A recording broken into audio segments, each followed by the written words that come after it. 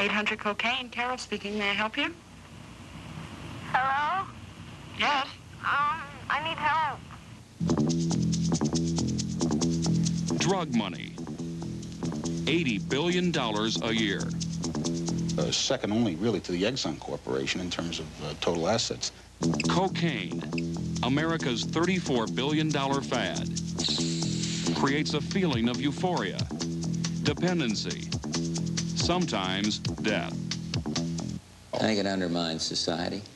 I think it's sick what people do to make a buck in it. Violence.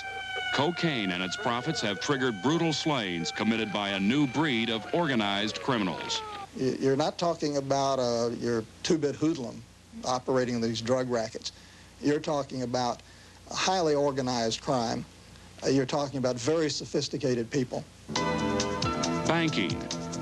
Drug money has been laundered through American banks to hide its illicit origin, despite tough laws meant to interdict the flow of billions of dollars. The problem will not evaporate overnight. There are no quick fixes. The new mafia, mostly from Colombia, they are responsible for most of this and more. We could well have the same problems with the Colombian crime families that we have with Cosa Nostra today. The new Cosa Nostra, about 12 Colombian crime families that collectively manage the cocaine trade, feed the habits of more than 15 million Americans who use and abuse the drug, and in the process amass personal fortunes worth hundreds of millions, even billions of dollars. They have done so by smuggling tons of cocaine through this, the American gateway for drugs, Miami. We'll examine how they've built their organized crime empires, how they've violently maintained their trade, and how they've seriously disrupted the economy as we focus on the cocaine cartel.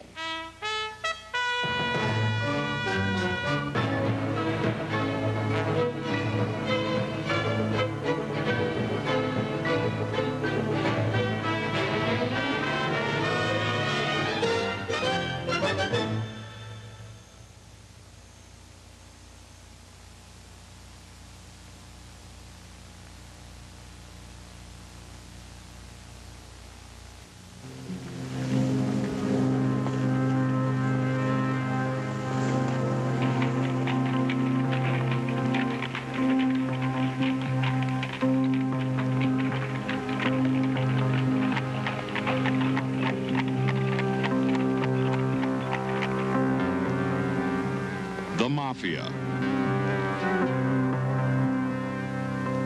La Cosa Nostra. The mob. Collectively and individually, traditional organized crime in America has been known by the faces and names of the infamous. Genovese. Luciano. Lansky. Capone.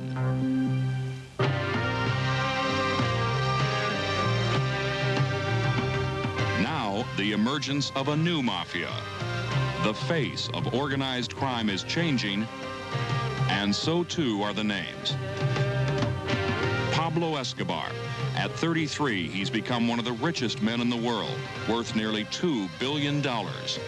Escobar reportedly owns a small air force of 10 airplanes and a half-dozen helicopters. He began as an enforcer.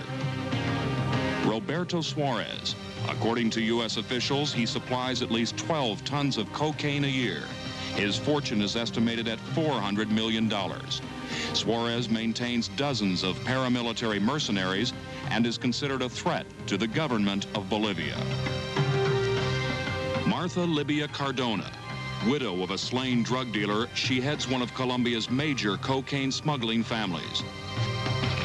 Arrested and indicted in Florida for drug smuggling, Cardona has since jumped bail and is back home. Her organization is suspected of several murders in the United States. Fabio Ochoa, wealthy landowner and reputed drug trafficker. His sons run the business while he travels the world and buys expensive show horses.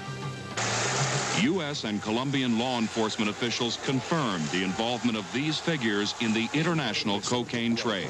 Conducido por don Fabio Ochoa. Tenemos algunas referencias We have some information regarding these names, as well as others who are involved in this activity in our country. We are making great efforts proceeding against all these people who lead and bring together organizations dedicated to drug trafficking in Colombia. It's a family-run business, with the members of the family filling various of the executive or operational necessities. My feeling is the Colombian crime families are where La Cosa Nostra was circa 1910. They're still real blood families. They are running in only one direction, one business right now, primarily narcotics. It is cocaine, one of the most popular, most lucrative illicit drugs that has made these new dons of organized crime instantly wealthy and immensely powerful. The cocaine cartel. In all, about 12 South American families who run one of the most profitable, most sophisticated businesses in the world. Like the traditional mafia of the past, the cocaine cartel of today collectively operates much the same as big business. The cartel controls the production, refinement, transportation, and ultimate marketing of cocaine. It maintains an accounting division, enforcement arm, and insurance co-op. The cartel is a vertically structured consortium which manages the cocaine business from the bottom up.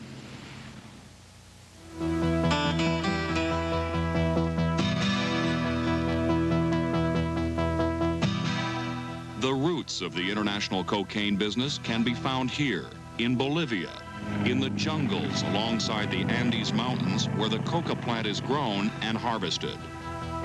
The Roberto Suarez family is by far the biggest supplier of raw coca. According to Drug Enforcement Administration sources, Suarez sells more than 12 tons of cocaine a year. Our estimates are that about 35,000 hectares under cultivation down there by approximately 23,000 farmers who are basically indigenous farmers in Bolivia. The Suarez family also operates several laboratories where the coca leaf is reduced through a chemical process to a paste-like substance called base. Utilizing dozens of small private aircraft and more than 4,000 clandestine airstrips, the cartel next transports the base to nearby Colombia, where it will be further refined by other cartel families. At that point, it's either trucked or flown back to staging areas such as Medellin. Medellin is a very important area in Colombia. Many of the major trafficking groups operate there and live there. Estas personas que se dedican al narcotráfico These people, dedicated to narcotics trafficking, are people from humble origins. Then, at some later point, they advance. They begin to purchase great haciendas and horse stables, as in the case of Fabio Ochoa, who has some of the most expensive horses in the country. Fabio Ochoa is considered by many as a godfather of the business. And although most cartel members refuse to comment about the source of their wealth or were unavailable, at a horse auction in the hills outside of Medellin, Ochoa agreed to an interview with close-up correspondent William Sherman. Some intelligence officials charge that you and the members of your family are some of the biggest cocaine traffickers in the world. Yo no sé de que hablen mentiras y cosas. I know nothing of lies being told. This doesn't interest me. I am well known by all the horse breeders in the world. My life has been honorable, and I can tip my hat. But Colombian officials say it is drug trafficking, not horse breeding, that has made Ochoa wealthy, and that his sons operate refineries hidden in the countryside and in homes and apartments. Once they've chemically treated the base and it's become cocaine powder, it's ready for export. A typical flight would leave Medellin, Colombia, and fly to the Bahamas or elsewhere in the Caribbean and stashed, and then single-engine aircrafts from the mainland would fly out and bring it back into the United States. Pablo Escobar has been identified by American authorities as Colombia's leading exporter of cocaine. Using a fleet of aircraft, the Escobar family has reportedly amassed nearly $2 billion, smuggling 1,100 pounds of refined cocaine into the United States every month. And this is where it is brought. South Florida. the nearest American landfall. Major Nick Navarro of the Broward County Sheriff's Organized Crime Department explains why South Florida is an ideal gateway. We have a tremendous labyrinth of canals. We have more waterways than Venice, Italy. To the west of us, over here in Fort Lauderdale, we have a large swamp. It's called the Everglades. Also very attractive to smugglers because they can get lost in there, and it is difficult for us to be able to pinpoint every location where they would be coming in. In this area, smugglers have created landing strips up to 10,000 feet long. Very convenient for them to land, take off the goods from the aircraft, and then just take off again. They don't even have to turn around the airplane because of the length of the airstrip. There are thousands of large vessels around here. We have a fishing fleet that goes in and out of here every day. We have Bahamian Islands that are only about 50 miles away from us over here, which are being used as a transshipment point for narcotics. It is almost an impossibility to try to maintain regular vigilance over all these areas. It's a very large task. The cartel also smuggles cocaine on commercial flights into the Miami International Airport, sometimes employing illegal aliens called mules, who swallow dozens of small cocaine packets. Insurance on cocaine shipments is provided by the cartel's transportation or smuggling arm, which also marks and code each family's bundle of cocaine when shipments are made collectively.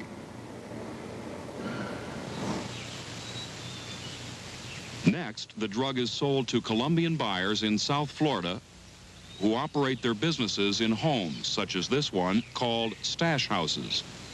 When the drugs are received by the drug buyer, he will then, if it's in one large shipment, process the loads or ship them to a point or stash house where he can ultimately distribute the large load in smaller portions around this country. Martha Libia Cardona, a so-called queen of the cocaine cartel, has been identified by the Drug Enforcement Administration as a major distributor. Authorities say her 70-member network distributes cocaine to street dealers in New York and Los Angeles and is wanted for several murders in this country.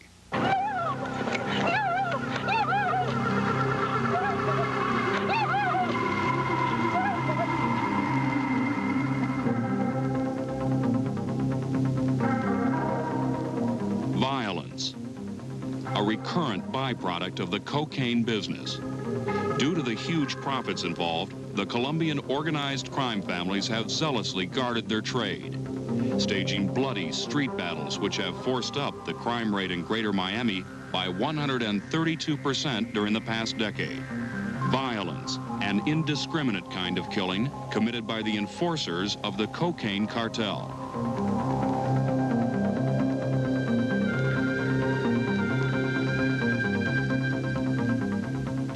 When they go out on a hit, they will kill the mother, the father, the children, anybody's around.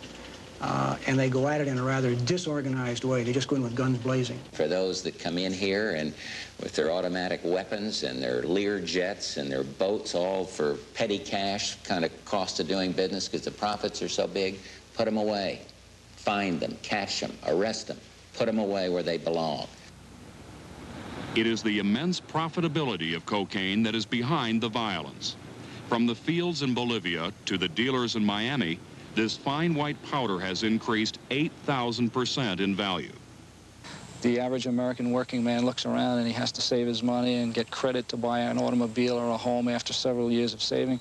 And clearly these dope traffickers with no education and living a very grandiose lifestyle, driving luxury cars, paying cash for luxury homes, and it's harmful physically, it's also harmful socially to the United States. How the cocaine cartel camouflages the source of its wealth, next. Every day, 5,000 Americans try cocaine for the first time. Cocaine-related deaths and emergency admissions have increased 300% since 1980. 800 cocaine, Carol speaking. May I help you? How you doing? Hello. My name is Louis. Uh-huh. Got a little trouble. You know, Uh-huh. Man, I do a lot of coke. Right. Are you sick right now? No, like I said, I haven't shot for 4.5 months. It was the first day. Uh-huh. And how much have you done? About $150 worth.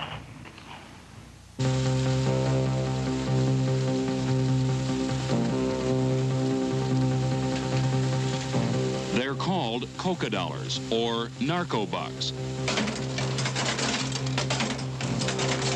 Cash accumulated by the cocaine cartel from cocaine users, dealers, and distributors. Billions of dollars earned faster than they can be spent. Temporarily deposited in South Florida's banks, most of it does not remain here long. Since the captains of the cartel want to remain insulated from the illegal source of their income, they must convert the cocaine dollars into clean, untraceable money or credit. The process is called laundering, and most of the washed currency finds its way back to the home of the cocaine business, Colombia, and its capital, Bogota. Bogota, Colombia's financial center, where the cocaine trade and the enormous income it generates are now challenging this country's primary export, coffee. In fact, so much money is involved that cocaine dealers today require the services of highly specialized, highly professional financial experts, money launderers. The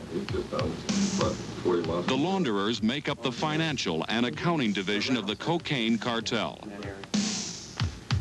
Accountants, bookkeepers, and money managers who are familiar with international banking, its rules, its loopholes. They take cocaine profits and launder the cash by depositing it in American banks, where it may remain, but more likely is physically removed from the U.S. by plane or boat to another foreign country, or transferred into a foreign bank account by wire, and then returned to the United States in the form of loans or investments, or more frequently, wired back to the cartel in Colombia. In this manner, the illegal origin of billions of dollars in drug money is hidden. The coca dollars have been washed or laundered. The victims, businessmen who have earned their income legitimately. A legitimate businessman who competes with the money launderer competes with false subsidies. And if I have to be concerned with what my inventory costs and he's not concerned, then I'm at a competitive disadvantage automatically. The money launderers are generally lovely people. Attorney Donald Bierman has defended money launderers. They're in the top of society. They're the best families. They have banking backgrounds, or they have money exchanges in the streets of Bolivia or Colombia or Peru. And they are business people who happen to now be trading in one of their country's biggest businesses. ABC News investigated one elaborate scheme in which Colombian businessmen converted drug money earned in America into laundered, untainted cash and credit in Colombia. Drug couriers from throughout the United States brought more than $100 million in cash here to Cyrix International at 120 Wall Street in New York. During a 3-year period, the money literally poured in briefcases, suitcases, bags, and boxes. Cyrix, ostensibly a Colombian coffee trading and import-export firm, had all the trappings of a legitimate Wall Street firm. But in reality, it was one of the largest drug money laundries ever uncovered by federal investigators. Begun in 1978, the operation was masterminded by 2 Colombians, Humberto Orozco and his brother Eduardo, a former vice president of one of Colombia's largest coffee companies. He distinguished himself at the Naval Academy there, was first in his class. He was a professor at the Naval Academy for a while, and then was in the Merchant Marine, worked in cotton farming in Colombia, in coffee in Colombia, and then came to the United States around 1976. Edward Gillen, an undercover agent who participated in the federal investigation of the Orozcos. I maintained myself as a banker who would be willing to cooperate with him as a money launderer. We met at a businessmen's club, the Marco Polo at the Waldorf Astoria. We met in restaurants. The men were all very well dressed, well mannered, professional businessmen. Their expertise was in moving money. Assistant U.S. Attorney Michael Feldberg prosecuted the Orozco case. The evidence showed that enormous quantities of money were brought to their office at 120 Wall Street in cash, taken into a back room where there were money counting machines, counted up, deposit slips were prepared, and then the money was taken to one of a variety of bank accounts maintained for the purpose of receiving cash deposits. The banks which received the drug money are some of the largest in the United States: Citibank, Marine Midland, Chase Manhattan, Irving Trust, and the foreign currency exchange house of Dick Pereira. In 4 days in May 1981, Humberto Orozco deposited more than $5 million in Dick Pereira account number 3552. It was some months into the investigation when Eduardo Orozco finally admitted to me that 60 to 70% of the monies that he was handling did come from drug trafficking. It's the responsibility of banks to notify the Treasury Department of any cash deposits exceeding $10,000. The banks met that responsibility, but the Orozcos falsified currency reporting forms and deposited the illegal drug money into 18 separate bank accounts. Many in the names of dummy Panamanian corporations, such as Dial Securities and Dual International. The Orozcos had completed step one of the laundering process. They had hidden the source of more than $100 million. The drug dollars would soon appear as respectable or clean cash deposits. The Orozcos were now ready to wire their apparently respectable credit out of the United States. Correspondent William Sherman followed the cocaine money trail to Panama.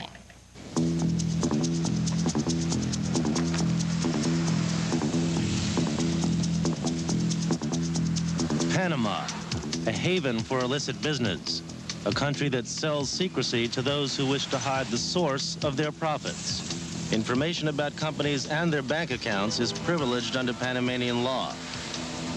For that reason, more than 120 banks flourish in Panama City. More than 200,000 corporations are registered here on this small strip of land. Among them, corporations set up by the Orozco Group. Often, it was those corporations that were used to wire the Orozco's millions on deposit in New York into corporate bank accounts in Panama City. Gabriel Castro, Panama's Minister of State. There's no way for us to determine the origin of the money that are deposited in our banks. First of all, because of the banking secrecy. Secondly, because they are made in the names of Panamanian corporations, which carry also anonymity. Like the Orozco Group, anyone with a couple of $1,000s for an attorney's fee can set up an intricate web of corporations and bank accounts that can enable them to move millions of dollars through banks here to anywhere in the world. No questions asked.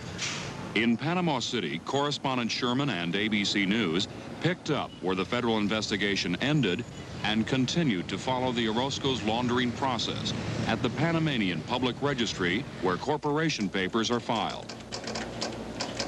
Dial Securities and Dual International drew money out of their New York bank accounts and transferred it into Panama City banks, the Banco Real, the Tower Bank, and the Banco Aleman Panameño. The second laundering cycle was now complete. The money had been moved out of the United States quickly and anonymously. It was ready for final distribution to the Orozco's clients, the drug dealers. It would be relatively easy for money to be transferred from a bank, then laundered into another entity, wired back to a different bank, and you lose the trail altogether. From this point, ABC News tried to identify and locate the distributor, but Panamanian bankers refused to talk. So we re-examined the Orozco Corporation papers and found a clue. This name and address, Samper and Trujillo in Colombia.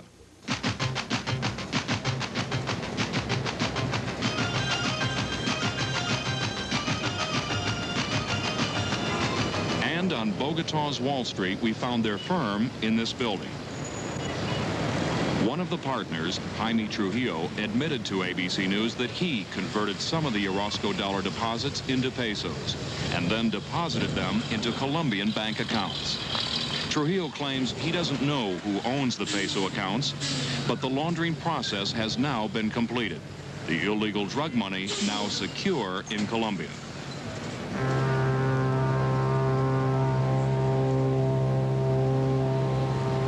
The Orozco brothers were convicted on conspiracy to violate currency laws.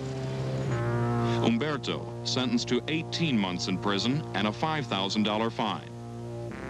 Eduardo, now awaiting sentence, faces a more severe penalty because he was also convicted of conspiracy to aid and abet drug dealing. But the Orozcos were merely bankers for the cocaine cartel. Their bosses remain free in Colombia. And what happened to the more than $100 million successfully laundered? Well, that's one of the great questions. To the extent that the money, the evidence showed, was drug money, presumably the ultimate suppliers of drugs got some of it. But we never were able to show who got the money. There are some things that we simply can't find out. And that's a fact of life in this business. How the cartel spends its drug money, next. The common belief had been that cocaine was not addictive. Recent laboratory tests indicate it is the most psychologically addictive of all drugs. So the only thing that's making him stop is that he doesn't have any money? Uh-huh. How is he getting money? He works every day. Yeah? He's got a regular 9 to 5. Plus he's been using mine and then other people. He's been using your money? Are you using cocaine too? Why do you let him use your money to be a drug addict?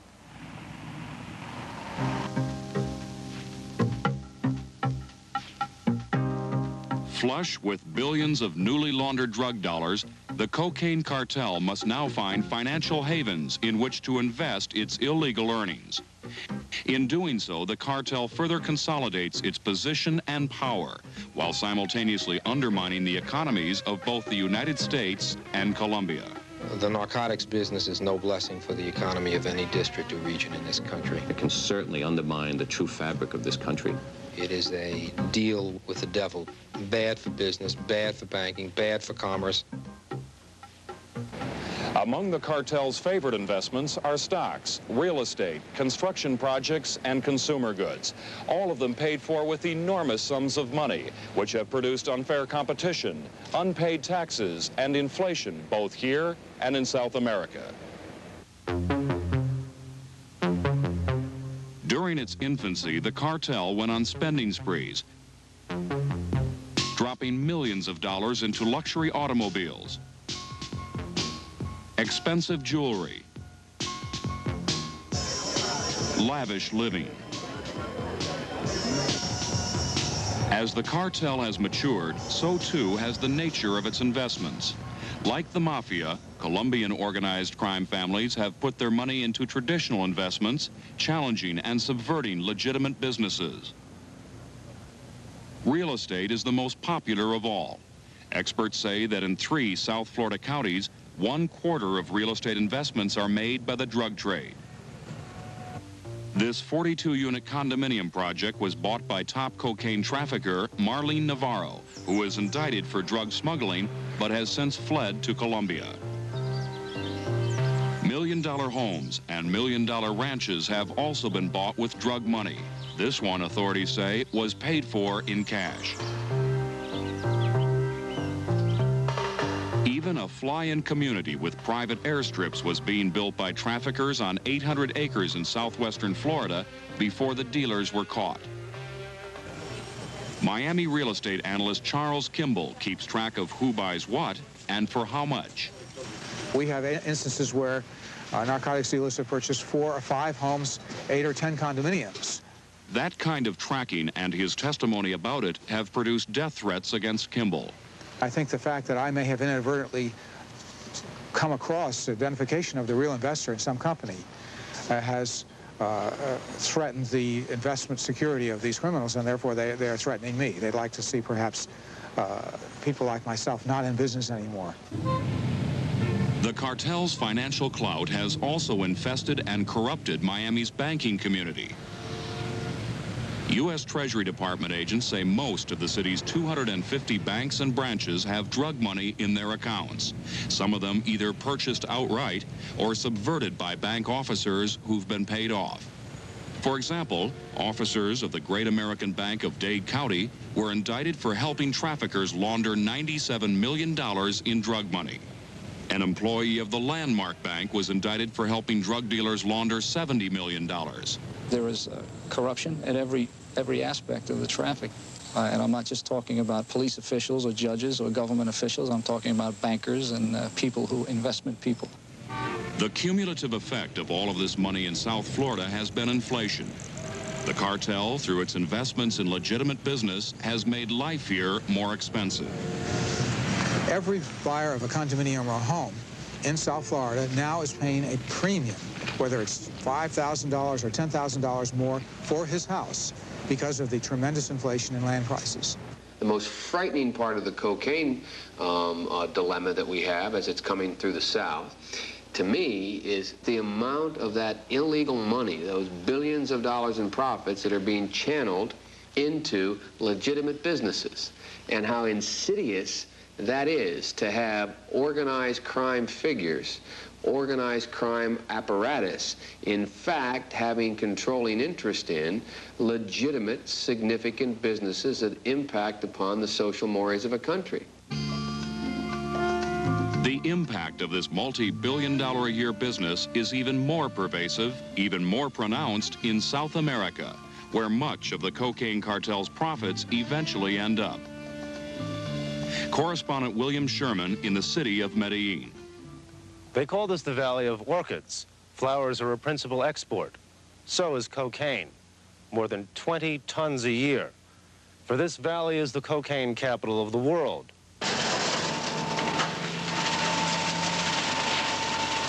Here, the drug lords make most of their investments.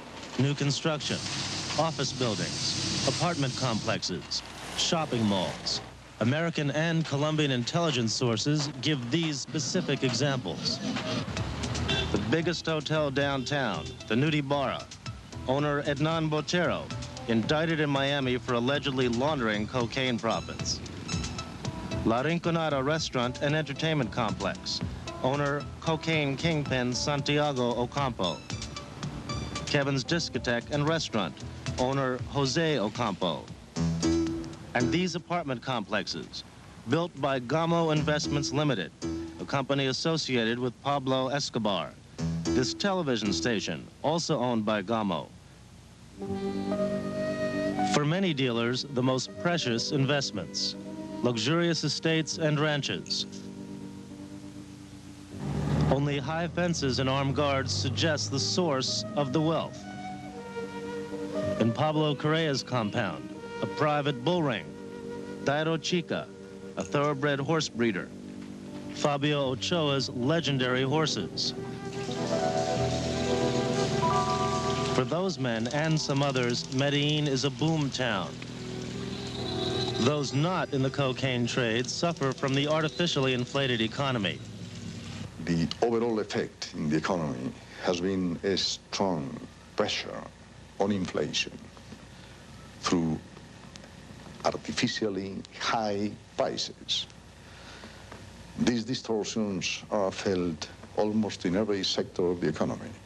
To build public support and political influence, the dons of Colombia's cocaine cartel have lavished some of their profits on public works projects. Pablo Escobar, known as the Robin Hood of Medellin, has financed free housing for the poor and sports facilities. Though he claims the construction business made him wealthy, in a recent interview he praised the effects of so-called hot money on Colombia's economy. I think that if there had not been an influx of hot money or of dollars into the country, then the country would be suffering a grave economic crisis, similar to that of the other countries of Latin America.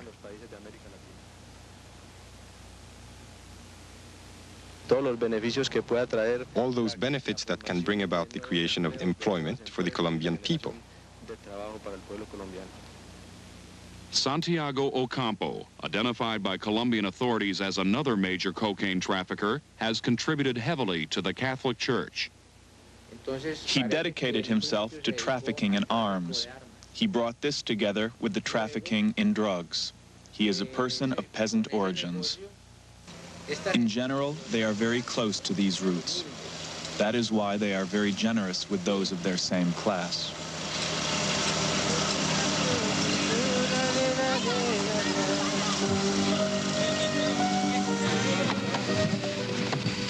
Finally, the case of Fabio Ochoa. He periodically sponsors horse auctions to raise money for the poor.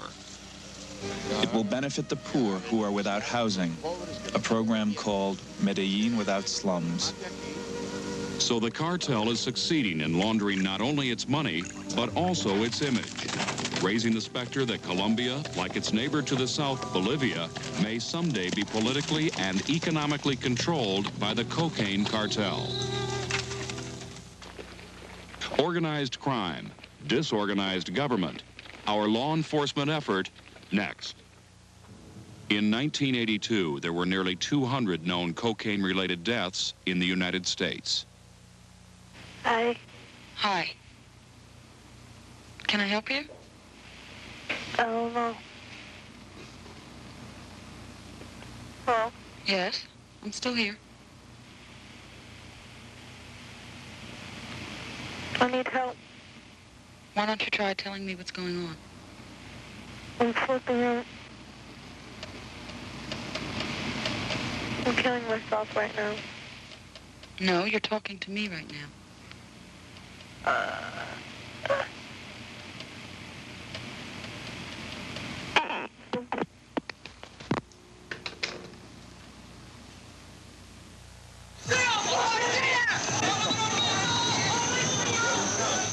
By 1982, Miami had become one of America's most dangerous communities. Residents began arming themselves against an epidemic of drug-related violent crime.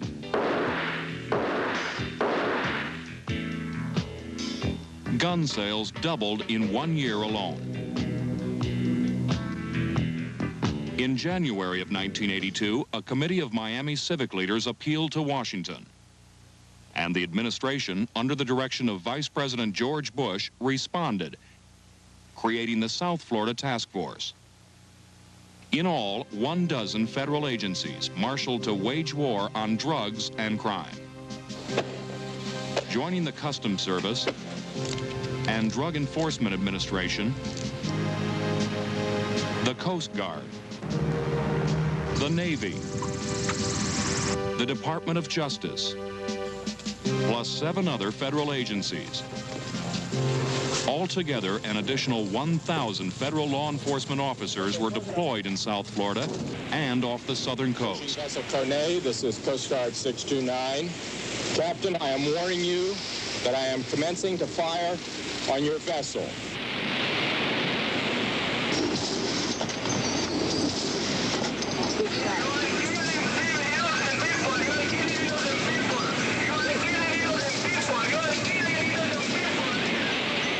Months after the creation of the South Florida Task Force, the following results.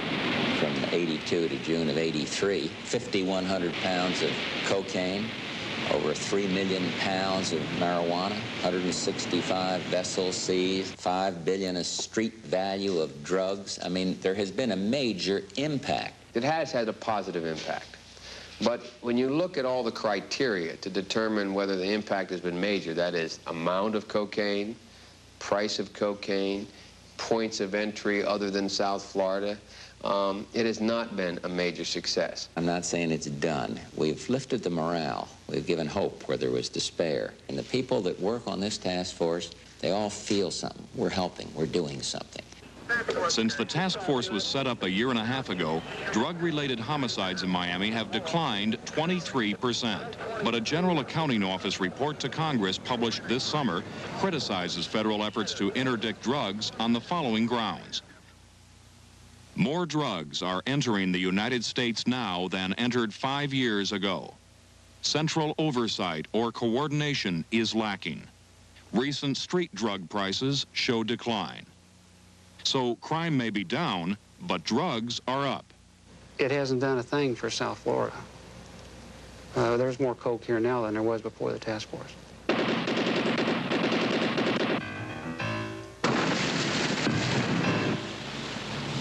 For generations, lawmen have been unable to wipe out organized crime, in part because mobsters preyed on public vices. In the 20s, bootlegging and rum running during Prohibition, gambling, prostitution, drugs. But in 1931, when the Internal Revenue Service jailed mobster Al Capone, the government discovered one of the most effective means of arresting organized crime: tax and banking laws.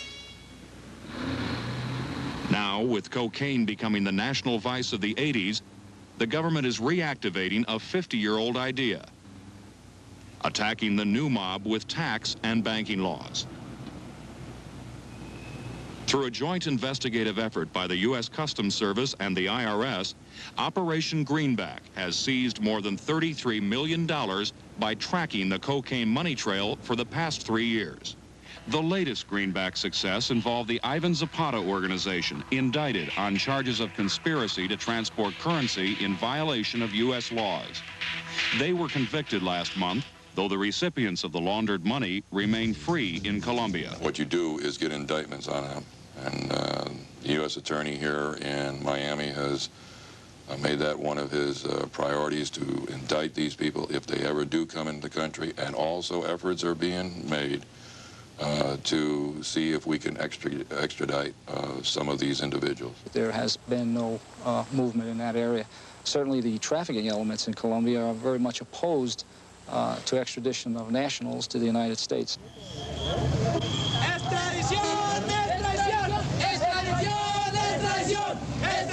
Although Colombia signed an extradition treaty with the United States in 1979, no one has yet been extradited on drug charges, in part because the strong political influence of the cocaine cartel undermines, through co-option and violence, those who support the treaty. Carlos Lader is wanted by U.S. authorities for drug trafficking, but instead of facing extradition, he has financed a political party in Colombia and a powerful campaign against the extradition treaty. North American imperialism came, the Peace Corps came, and planted drugs, and corrupted Colombia, and planted cocaine. Now, when the Colombians become enmeshed in their system and their dollars, we are then hauled off to the United States to be arrested. The treaty of extradition is a trick. I know that the United States will never do that to any American, like send it to someone else's jail to get punished, especially to a Colombian jail. They already have a name. So, same thing for us. I'm fighting for the rights of my people. Lader and others have been investigated by the United States and Colombia, yet none has been extradited. Many members of parliament have achieved positions through the financial support of people dedicated to the illegal business of drugs. These people have tried to infiltrate high posts with the aim that their businesses would be easier to carry out.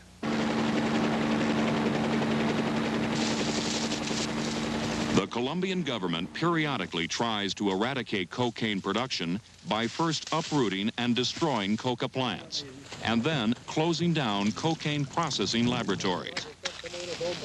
But the cartel currently manages more than 200 facilities in Colombia. Production is greater than ever. Now and then, they catch the ones at the bottom, but never those on the top. Therefore, the same problem continues because the snake must be killed at the head. They have their helicopters and small airplanes, when we, at times, cannot even use a car for lack of money to buy gas. We are undergoing a situation similar to that of the United States under Prohibition. Money was laundered and invested in legitimate business. The new owners achieved positions of power. We have to prevent our newly acquired fortunes from influencing the political and industrial future of Colombia. So the cartel's business flourishes. And Colombians, like Americans, are becoming increasingly dependent. Here in Bogota, street sales are at an all-time high.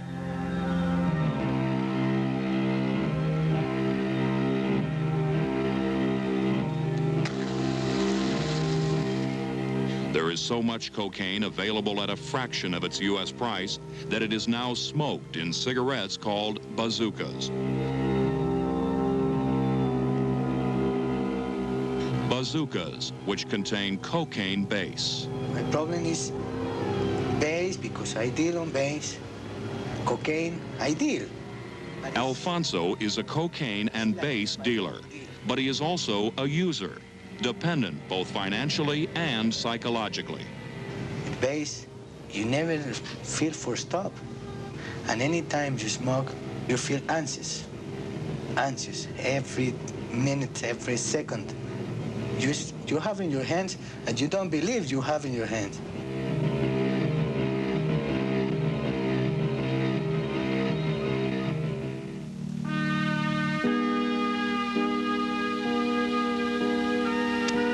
I sell for money. I use it because I use it. I cannot stop. And there is flow coming and flow going. Flows coming and we are wasting our national resources to solve a problem that cannot be solved. We're literally involved in a war. The drug smugglers are a very formidable enemy. Have grown cynical. I like to be a little more removed from all this misery that we... There's just too much money. Corruption is getting worse. We're losing the battle on drugs.